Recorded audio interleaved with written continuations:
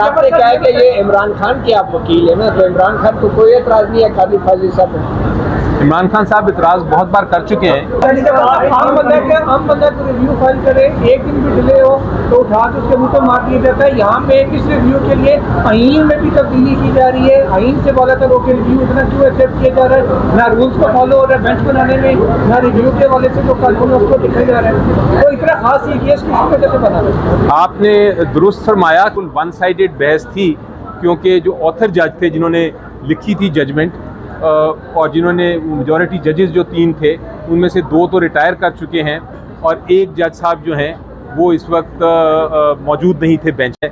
और वो कौन जज का क्या रुझान है, हम ये देखते हैं कि कानून क्या है, आइन क्या है, और हम एक्सपेक्ट करते हैं और उम्मीद रखते हैं कि जो भी जज साहिबान हैं वो उसके मुताबिक ही फ़ैसला करेंगे। अगर वो फ़ैसला कानून और आइन के मुताबिक नहीं होता तो फिर आपने देखा था सिंबल केस के साथ क्या हुआ।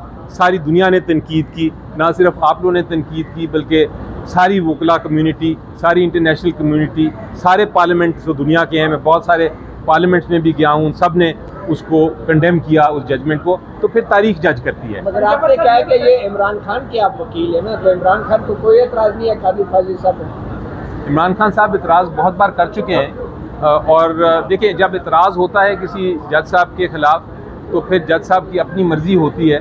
यही कानून है कि वो उसको फिर भी उसको सुने या ना सुने।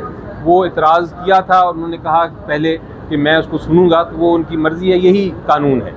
आम बंदा को रिव्यू फाइल करे, एक दिन भी डिले हो तो उठा के उसके मुंह पे मार दिया जाता है। यहाँ पे इस रिव्यू के लिए आईन में भी तब्दीली की जा रही है। आईन से बोला था रोके रिव्यू इतना क्यों एक्सेप्ट किया जा रहा है? ना रूल्स को फॉलो हो रहा है बेंच बनाने में, ना रिव्यू के वाले से जो कानून है उसको लिखा जा रहा है। तो इतना खास ये केस किसी वजह से बना रहा है? आपने दुरुस्त फरमाया कि एक नॉर्मल हालात में तो जब एक दिन का भी डिले हो और आपने ताख़ीर से रिव्यू फाइल किया हो तो कोर्ट जो है वो कुछ बात और नहीं सुनता, वो उसको रिव्यू को डिसमिस कर देता है और पूछता है कि वो पूछता ये है कि आपकी एक दिन का एक्सप्लेन करें कि आपने डिले क्यों किया।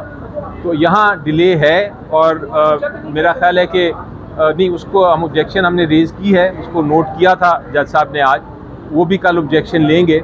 उसके अलावा आपने ये आज देखा कि एक बहुत जो बहस हो रही थी वो बिल्कुल वन साइडेड बहस थी, क्योंकि जो ऑथर जज थे जिन्होंने लिखी थी जजमेंट और जिन्होंने मेजॉरिटी जजेस जो 3 थे उनमें से 2 तो रिटायर कर चुके हैं और एक जज साहब जो हैं वो इस वक्त मौजूद नहीं थे बेंच पे।